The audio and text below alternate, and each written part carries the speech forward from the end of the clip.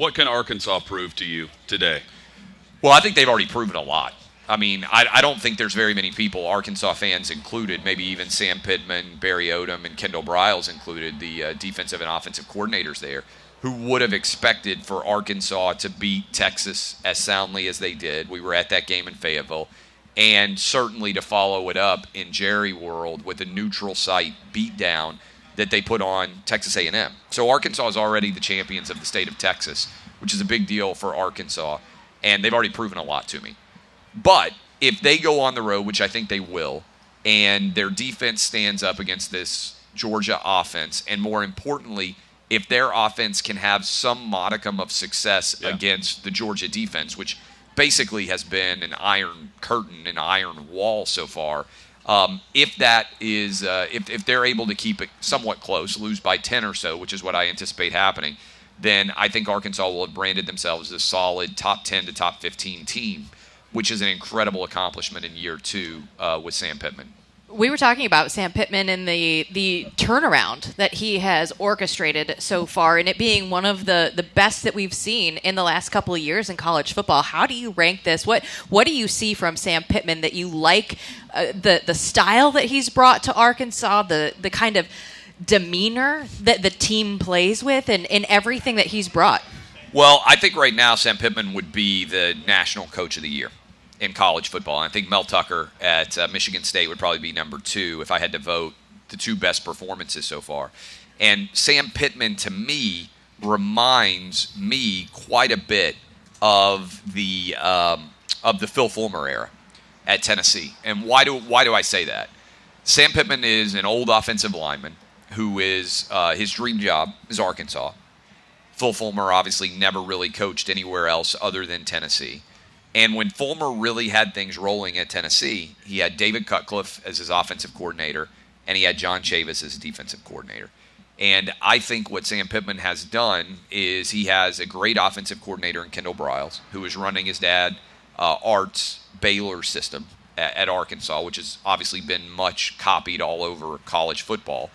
And then Barry Odom, who's a former head coach at Missouri and a longtime, really super successful defensive coordinator.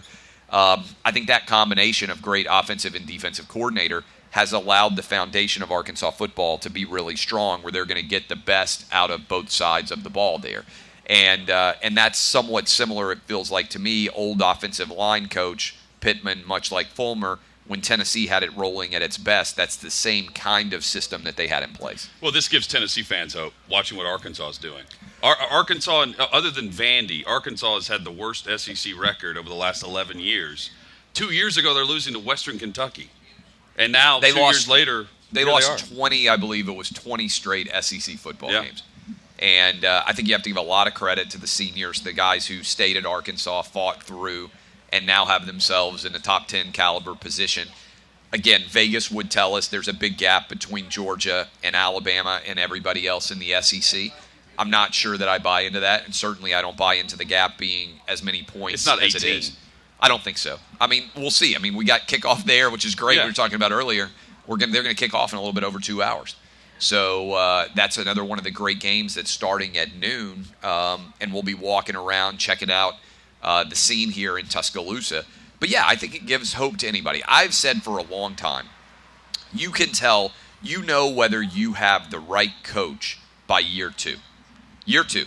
Year 1, you usually get a sign if things are going to be good. You get a win that you wouldn't have anticipated in year 1, but the overall wins and losses record is not necessarily there. By year 2, you know. And the stat that I put into play is, since 1992, I believe I am correct in this, every coach that has won an SEC championship has won at least 9 games by year 2. So that kind of puts it into perspective, and I'll give you a couple of examples. Dan Mullen didn't win an SEC championship game, didn't go to one at Mississippi State, but he won 9 games by year 2. James Franklin won 9 games by year 2 at Vanderbilt. And it looks like Sam Pittman is on track potentially to win 9 by year 2 at Arkansas. People can say, oh my God, this is an unbelievable, impossible rebuilding job. But if you are going to have a really good coach, by year 2, he finds a way to get to 9. Now, it doesn't mean you have to. You can still have a decent coach. But if you're going to have a coach who changes the trajectory of a program, by at least one win in year one, and by year two, you have got that signature 9-win season.